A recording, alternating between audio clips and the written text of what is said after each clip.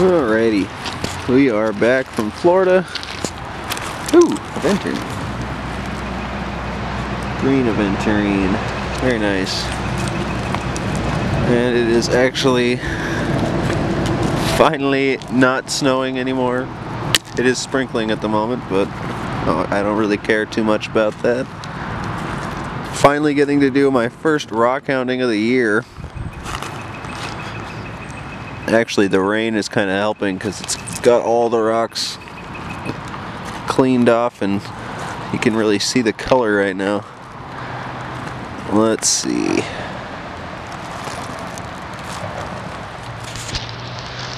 Ooh, there's an agate. Do you see it? Right here. Montana agate. Yeah, the rain is going to help because they agates kind of glow when they're wet. Then the aventurine will sure stand out too. But honestly, I'm just happy I can rock hound again. Oh, green aventurine. Oh, and there's an agate. Well, that's a pretty one.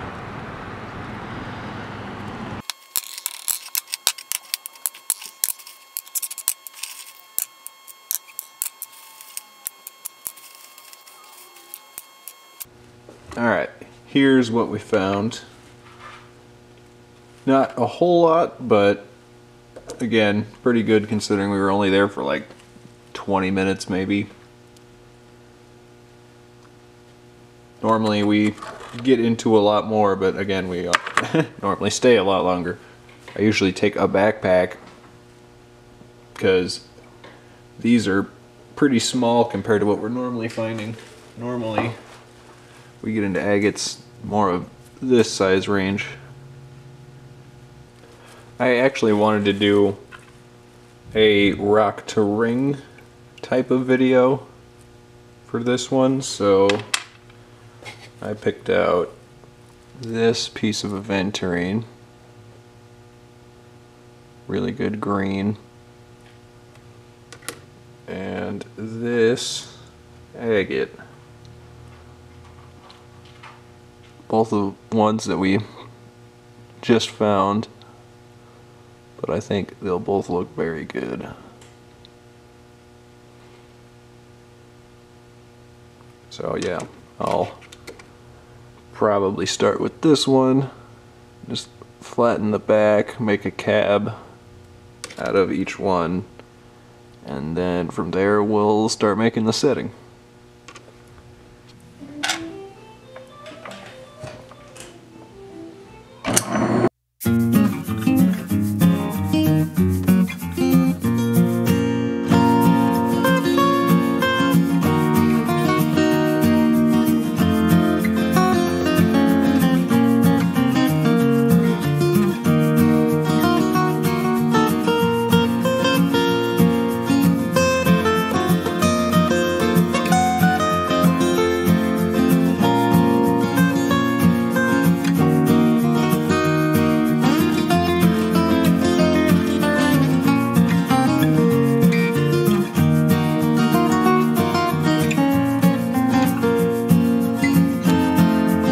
As you can see, I've got them all shaped out now.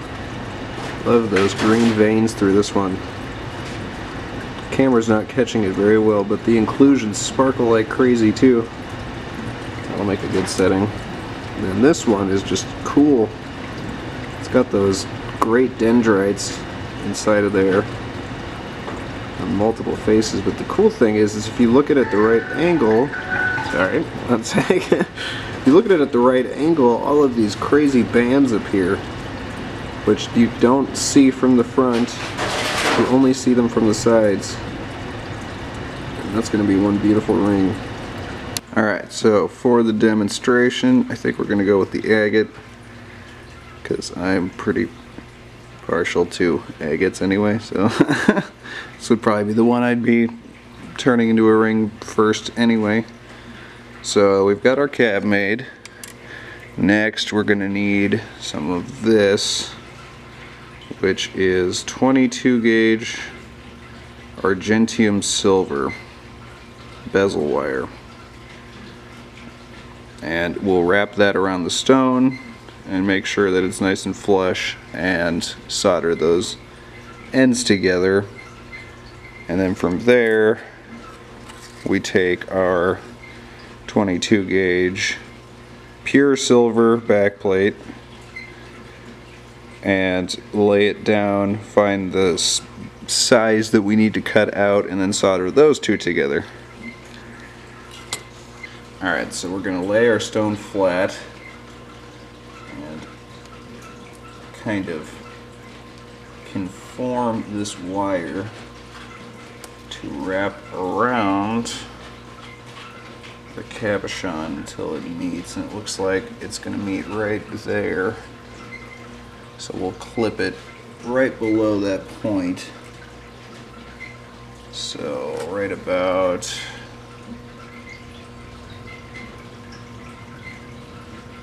here, and then when we lay it down, see, that gives us a little bit of a tail, which is good because I can work that down gradually with a file.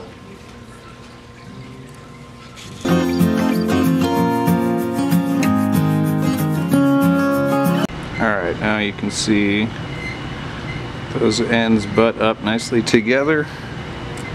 So we're going to take some of this, which is just some flux. We'll add a little bit of water to it to make it a paste, and add it to both of these ends, and then solder the two together. Alrighty, so I'm going to make sure that these are touching together. I can reshape it afterward, after it's done. Make it flush up to the stone. Okay, so now that that's done, that flat, there we go. I'm going to put it in my little third arm clamp right here, and I'm going to apply my flux. I like to brush some on and then wipe it off, because then I know there's no excess. And I just drop one little drop of water onto that flux, and that will make it kind of flush into those tight spots, so I know that it's nice and deep in there. Now the next thing is solder, and solder, the hardness of the solder matters quite a bit, because the harder the solder, the more it will take a polish. So for example, here's a ring that I recycled. No matter how much you polish a ring with soft solder, you will always see that joint line. So if you use hard solder, this is medium hard gauge solder right here, the red wire that I'm about to use, and I do that on the joint of the bezel and the bezel to the back plate, so that when I come back and polish it, all of those spots are well hidden.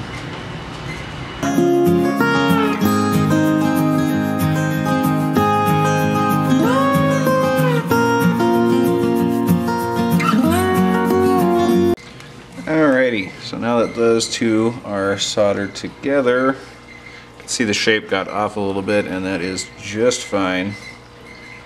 So now we can slide it onto the stone if my fingers will cooperate.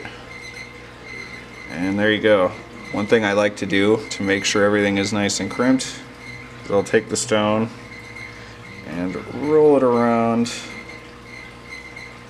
and that way I know I have reconformed the shape of that bezel to fit that stone really well. And don't worry about that extra solder right here.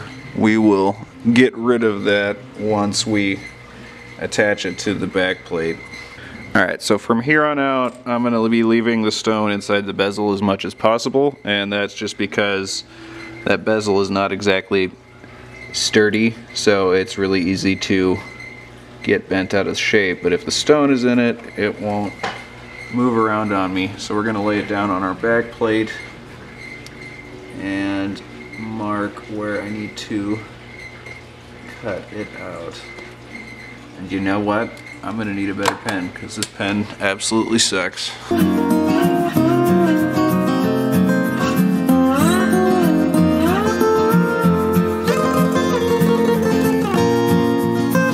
Alright, as you can see, got the piece cut out. Oh, by the way, that definitely will run cut prettier than it did for me just now. That was because I am out of blades, so I had to use a tiny little length. So if you look, you can see that I left a good amount of lip, and that is for the way that we are going to solder this on. Also, forgot to add, before we solder it on, we want to make sure that those flat faces are good and flush, so we are going to do this against a hard level, and yeah, now they're good and flush, so that'll be perfect. So normally at this point you would use refractory brick, but something that I've found is much cheaper and works literally exactly the same is make a block of plaster of Paris. So we'll set this down right here and take our solder. Oh, where did I put that? Here they are. And we're gonna cut some lengths off and set them down right there. Yeah, probably 4, plenty. Okay. Alright, so I'm gonna take my flux and apply the flux around the outside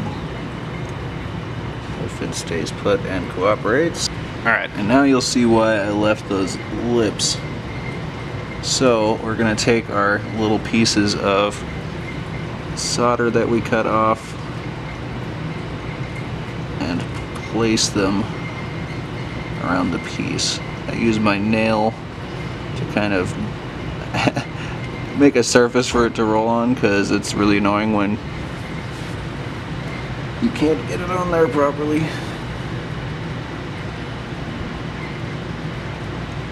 Oh, come on, just like that. There we go.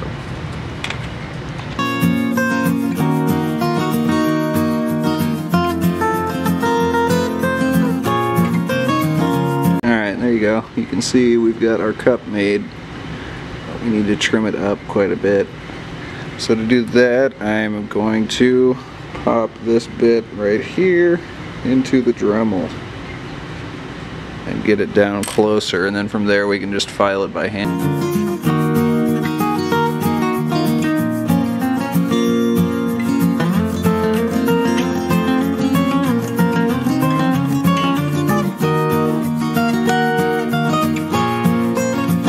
Alright, so I sanded that with 600 grit to get rid of the scratch marks, and then just polished it up with 800 grit, then 1500 grit, then 2000 grit, just so that's one less thing I have to do later. But you'll see all of that work and the filing created this little lip where the metal got pushed down.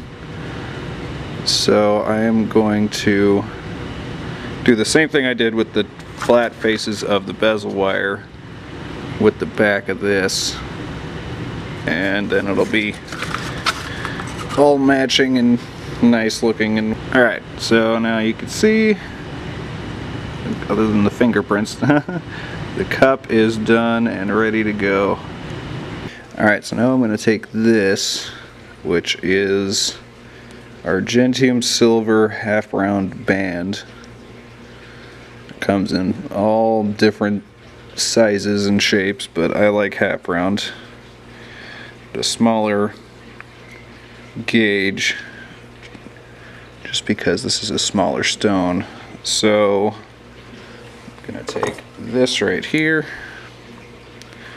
and go to the end of this right there and make sure that it's rounded so that it grips the mandrel properly.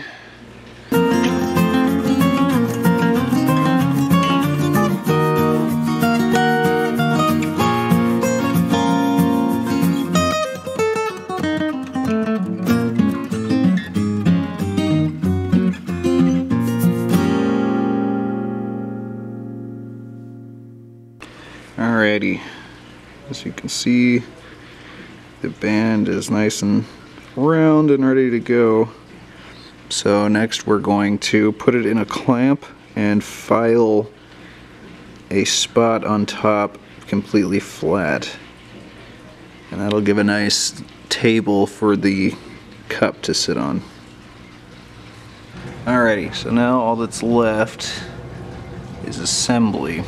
So I know that there are better ways to do this, but this is what works for me. So this is what I'm going to show you.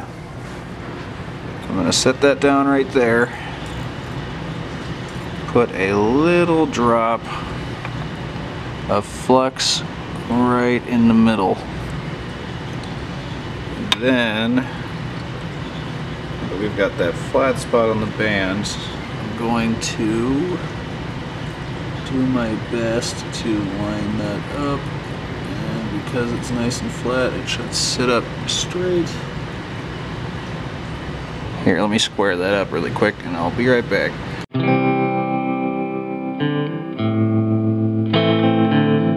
And there you go. It's almost done. Now we just have to clean up all of those scorch marks and whatnot. Just repolish the whole thing and then mount the stone.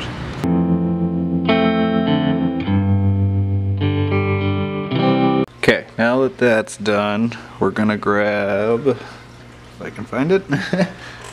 Oh, where did I put it? It was just right in front of me. This is white Scotch Brite, and it is a step above the 2000 sandpaper. So we buff this semi-aggressively with the Scotch Brite, and then it'll be ready for the Red Rouge, and then we can put the stone in. So I'll go over the whole thing with this really quick and be right back. Alrighty, and there it is now, and we're gonna be buffing it in just a minute.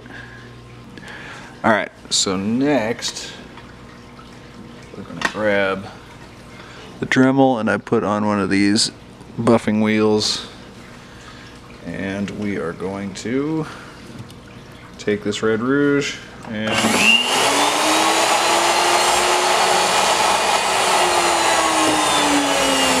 get that nice and coated, and now we just go over everything.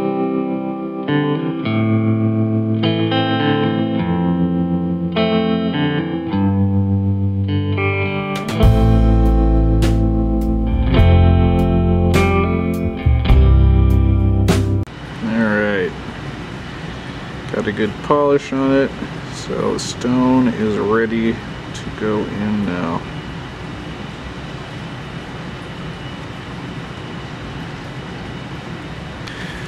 Alright, so I'm gonna just slide this in like that, because usually the walls will kind of compress in a little bit at the tops.